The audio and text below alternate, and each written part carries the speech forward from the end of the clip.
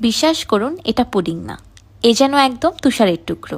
ঝামেলাবিহীনভাবে শুধু 2টি উপকরণে মাত্র 30 মিনিটেই তৈরি করা যায় এই চোখ জুড়ানো স্নো পুডিং। পুডিং ফ্রিজে রেখে সেট করার ঝামেলা ছাড়াই যদি তৈরি হয় এমন smooth creamy melt in mouth pudding, তাহলে আর কি লাগে বলেন তো। আসসালামু আলাইকুম everyone, I am chef Ishika. Welcome back to আইফুড channel. Snow pudding বানানোর জন্য আমি প্রথমে একটি মিল্ক পটে দিয়ে দিলাম হাফ কাপ চিনি।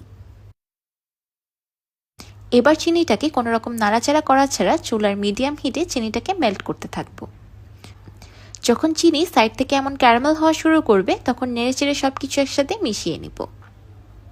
সবগুলো চিনি ক্যারামেল হয়ে গিয়েছে আর খুব সুন্দর একটা কালারও চলে এসেছে। এবার দিয়ে দিব 1/4 কাপ পানি। পানিটা দেওয়ার সাথে সাথে ক্যারামেলটা এমন হালকা দলা পাকিয়ে আসবে, কিন্তু এতে ভয় পাওয়ার কোনো কারণ নেই, নাড়তে নাড়তে এটা মিশে যাবে। ক্যারামেলটাকে অতিরিক্ত পুড়ে ফেলা যাবে না, তাহলে ক্যারামেলটা খেতে তিতা লাগবে আর কালারটাও নষ্ট হয়ে যাবে।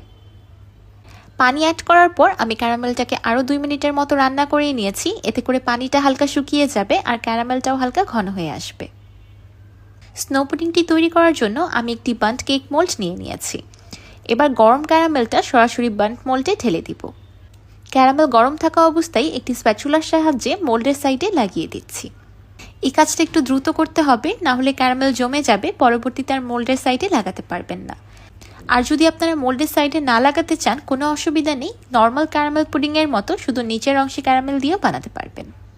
এবার ক্যারামেলটা ঠান্ডা হয়ে মোল্ডে সেট হতে সাইডে রেখে দিব।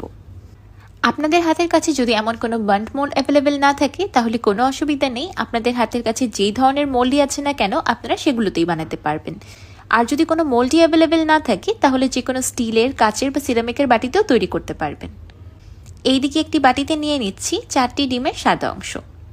আমি ডিমের সাদা অংশ থেকে কুসুমগুলোকে আলাদা করে নিচ্ছি। আপনারা এই ডিমের কুসুম দিয়ে কাস্টার্ড ক্রিম তৈরি করতে পারেন। আমি আমার চ্যানেলে কাস্টার্ড ক্রিমের প্রপার রেসিপি শেয়ার করেছি, সেই সাথে কাস্টার্ড ক্রিম দিয়ে অনেক ডেজার্ট আইটেমও শেয়ার করেছি। এবার ডিমের সাদা অংশে দিয়ে দিলাম হাফ চা চামচ ভিনেগার।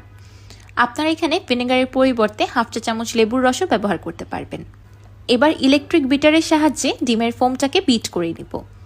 ডিমের সাদা অংশে যখন এমন বড় বড় বাবলস দেখা যাবে তখন 3/4 কাপ চিনি অল্প অল্প করে অ্যাড করতে থাকবো।